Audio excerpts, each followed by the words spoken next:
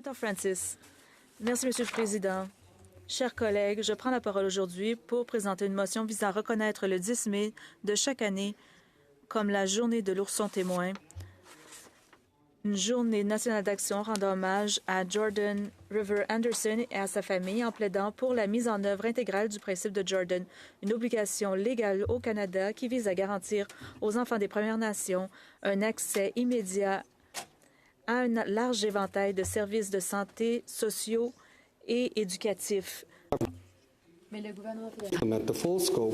gouvernement fédéral a plusieurs fois manqué à ses obligations, ce qui a entraîné des refus, des retards, des perturbations dans la prestation des services, menaçant ainsi la santé, la sécurité et le bien-être des enfants des Premières Nations, soit exactement les préjudices que ce principe visait à éliminer. Et donc, ça s'est traduit par des batailles juridiques qui perdurent depuis plus de 2 décennies. Pour comprendre l'importance et reconnaître la journée de témoignage, nous devons comprendre l'histoire qui a conduit à la création de ce principe et des problèmes qui la sous-tendent. Il est important de reconnaître que le principe de Jordan existe parce qu'une tragédie a mis en évidence les défaillances persistantes dans la prise en charge des enfants des Premières Nations. Il porte le nom de Jordan River Anderson, un garçon de la nation Cree de Norway House, situé à quelques 800 km au nord de Winnipeg. Il est né en 1999 et avait une maladie génétique rare qui s'appelle Kerry Phenomen Zitter. En raison de la gravité de sa maladie, Jordan avait besoin de soins médicaux 24 heures sur 24, ce qui n'était pas disponible dans sa communauté d'origine. Par conséquent, il a été hospitalisé à Winnipeg, et ce depuis sa naissance. À l'âge de 2 ans, les médecins ont autorisé Jordan à déménager et à être accueilli par une famille d'accueil spécialisée. Il aurait dû être libéré et aurait dû bénéficier de soutien. Mais comme il était un enfant des Premières Nations, les gouvernements fédéral et provincial ont débattu pendant plus de 2 ans pour tenter de déterminer qui était responsable de ces soins à domicile, y compris les petits articles comme une pomme de douche. Le litige s'est poursuivi jusqu'au décès de Jordan en 2005. Il a donc passé la moitié de sa vie à l'hôpital. Pas parce que c'était nécessaire sur le plan médical, mais plutôt parce que les 2 paliers de gouvernement ont refusé de prendre en compte ses besoins. Pour cette raison, il a été privé d'une enfance qu'il aurait dû passer auprès de sa famille et il aurait dû donc bénéficier du confort et de l'amour de son foyer familial. Ce qui est arrivé à Jordan n'est pas rare, malheureusement. Les gouvernements provinciaux sont responsables en général de la prestation des services de soins de santé, mais le gouvernement fédéral, en général par l'intermédiaire des services aux Autochtones Canada, fournit directement et indirectement un large éventail de services aux Premières Nations qui vivent dans les réserves et hors réserve.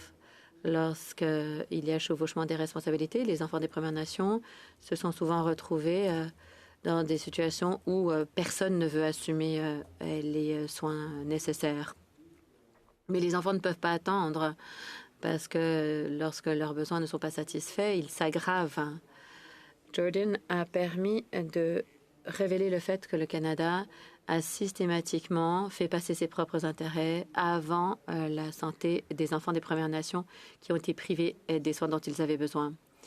Il a déclenché ainsi un mouvement national visant à défendre les droits de tous les enfants des Premières Nations.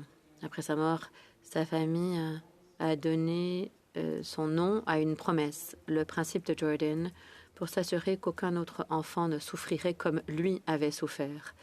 Ce qui a été proposé était simple. Lorsqu'un service est demandé, le gouvernement ou le ministère du premier contact doit payer immédiatement et ensuite régler tout différend financier.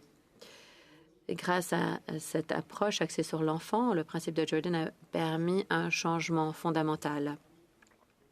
La sécurité, la santé et le bien-être de l'enfant passent avant tout, peu importe la province ou l'entité qui en est responsable.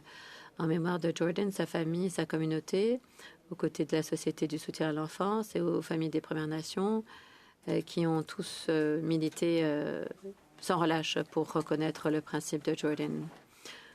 En réponse à de fortes pressions, la Chambre des communes a adopté à l'unanimité la motion visant le principe de Jordan en 2007. Mais malgré cet engagement politique, le gouvernement fédéral n'a pas mis en œuvre le principe comme la famille l'aurait voulu. Le Canada a en effet appliqué une définition très restrictive au principe et pendant tout un temps, l'admissibilité était limitée aux enfants des Premières Nations vivant dans des réserves atteints d'handicaps multiples.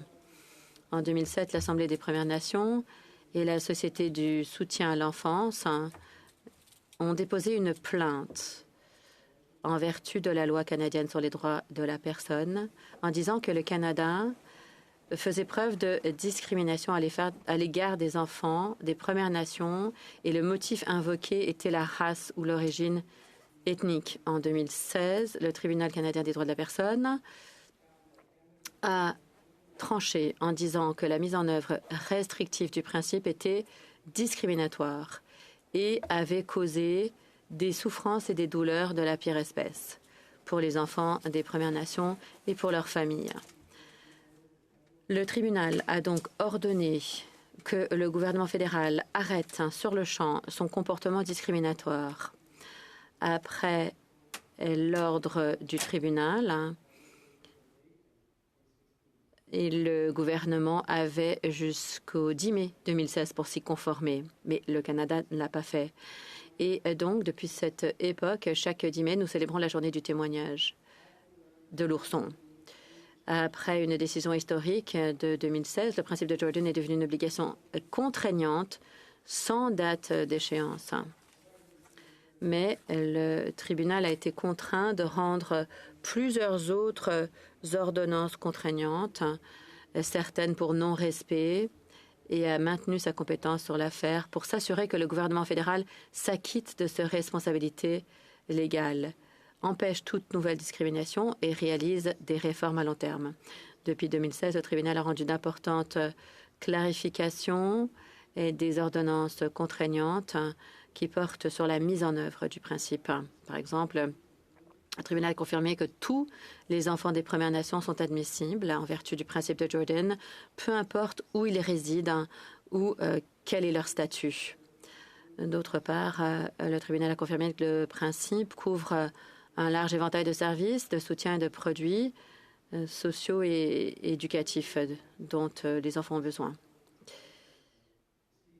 Le tribunal a également fixé des délais spécifiques pour le traitement des demandes en fonction de leur degré d'urgence. Par exemple, il existe un délai de 12 heures quand il y a un risque grave ou immédiat. Pour les demandes urgentes groupées, le délai est de 48 heures. Le tribunal a souligné à plusieurs reprises que le principe de Jordan repose sur l'égalité réelle, servant à la fois de droit juridique et de recours obligatoire qu'on doit aux enfants des Premières Nations afin de lutter contre la discrimination. Et il a également ordonné que le principe de Jordan soit axé sur l'intérêt supérieur et les besoins de l'enfant et tienne compte de sa situation particulière. Cette approche holistique reconnaît que la santé, la sécurité et le bien-être des enfants sont profondément liés à leur culture, à leur famille et à leur collectivité. Ce qui veut dire que des services supplémentaires ou des services différents, adaptés à leurs désavantages historiques, par exemple, sont souvent nécessaires pour obtenir des résultats équitables. Le principe de Jordan existe pour s'assurer que les enfants ont un accès substantiellement égal. Mais qu'est-ce que ça veut dire au jour d'aujourd'hui? Il s'agit d'une obligation légale et pas d'un programme ou une politique volontaire, mais cette initiative est en état de crise et met en danger la santé, la sécurité et le bien-être des enfants des Premières Nations. Il est clair que le principe de Jordan a amélioré de façon dramatique la vie d'innombrables enfants des Premières Nations et de leurs familles. Entre 2016 et 2025, près de 10 milliards de dollars ont été débloqués par le gouvernement fédéral et plus de 10 millions de services ont été approuvés donc entre ces dates. Mais malgré ça, la mise en œuvre du principe continue de faire face à des problèmes qui perdurent. Il existe des délais légaux pour le traitement des demandes, mais on estime qu'il y avait 135 000 demandes en souffrance, soit une diminution par rapport à près de 140 000 demandes en décembre 2024. Parmi ces demandes, environ 10 000 n'avaient pas encore été saisies dans le système. En novembre 2024, le tribunal a ordonné des mesures immédiates pour résorber ces dossiers en souffrance. Mais d'après le gouvernement fédéral, ce n'est pas réalisable sur le plan opérationnel. Entre-temps, des dizaines de milliers de demandes moisissent dans des boîtes de réception, alors que les enfants attendent de bénéficier de services pourtant essentiels et des fois urgents. Des fois, ils attendent pendant des mois, voire plus. Le gouvernement fédéral dit que cet amoncellement de demandes s'explique par une pénurie de personnel, des coûts exorbitants et des capacités administratives qui sont limitées. Donc, le nombre de demandes approuvées est passé de 614 000 en 2021 à près de 3 millions en 2023. Donc, des changements majeurs ont été apportés au principe de Jordan. Et on a évoqué la nécessité d'assurer la viabilité à long terme de ce principe. Les détracteurs ont dit que les dossiers en souffrance, ce n'était pas un accident, mais plutôt parce que le Canada avait mis en place un processus beaucoup trop lourd, un processus de demande et d'approbation. Il l'avait mal géré. En mai 2025, un rapport d'audit a été dévoilé portant sur la période 2022-2024, qui a révélé que les changements antérieurs mis en œuvre par le Canada visant à simplifier l'accès au principe de Jordan étaient devenus insoutenables en raison de contrôles inadéquats et de mauvaise gestion. Après un examen des documents internes, la BTN a rapporté en septembre 2025 que les changements introduits en février avaient causé de la confusion et s'étaient traduits par des décisions incohérentes. Le ministère aurait apporté des changements de façon unilatérale au processus sans qu'il n'y ait de communication. Il y a également eu des avertissements relativement à la charge administrative et son impact sur l'efficacité. Ces facteurs ont expliqué que le personnel a dû composer avec des critères vagues, des règles d'admissibilité qui ne cessaient de changer et des processus d'approbation peu clairs, ce qui a probablement contribué au fait que les employés ne sont pas restés en poste. Le gouvernement fédéral a également évoqué des allégations d'abus potentiels pour justifier la nécessité du bulletin opérationnel de février. C'est finalement le ministère qui a décidé quelles demandes étaient approuvées ou rejetées. Alors, il y a eu des abus dans un petit nombre de cas. Et c'est sans doute parce que le Canada n'a pas été en mesure de gérer correctement le principe de Jordan. La Société de soutien à l'enfance des Premières Nations et d'autres organisations se sont opposées au bulletin opérationnel de février 2025, disant qu'il y a un écart important par rapport aux ordonnances du tribunal. Ces changements ont aggravé l'arriéré qui ne cesse de croître et ont entraîné la perturbation des services qui sont pourtant essentiels et vitaux pour les enfants des Premières Nations. À titre d'exemple, il existe maintenant une nouvelle exigence. Les familles doivent démontrer que les enfants ont essuyé des refus avant que le ministère n'examine la demande. Et ça va à l'encontre, ce qui figure dans l'ordonnance du tribunal qui date d'il y a 10 ans. Le gouvernement fédéral, sans offrir de preuves, a également restreint la portée des services, sauf s'ils sont nécessaires explicitement pour respecter le principe d'égalité réelle. L'impact immédiat est évident, mais on ne connaît pas encore les conséquences à plus long terme. Dans certaines régions, le financement a diminué de façon considérable et les refus ont plus de doublé en 2025. Et les compressions se sont traduites notamment par la suspension d'un programme de nutrition au Yukon et la réduction des équipes d'intervention d'urgence en Ontario. Certaines familles disent avoir été obligés de placer leurs enfants en famille d'accueil, non pour des raisons de sécurité, mais plutôt par des mesures de répit promises en vertu du cadre de Jordan qui ne se sont jamais manifestées. Ce n'est pas une approche qui met l'enfant en premier, c'est plutôt une approche qui force les familles et les communautés à prendre des décisions impossibles. Il y a une mère de Kitigan Zibi au Québec qui a dû s'endetter parce qu'elle attendait de savoir si les services dont avait besoin son fils allaient être renouvelés.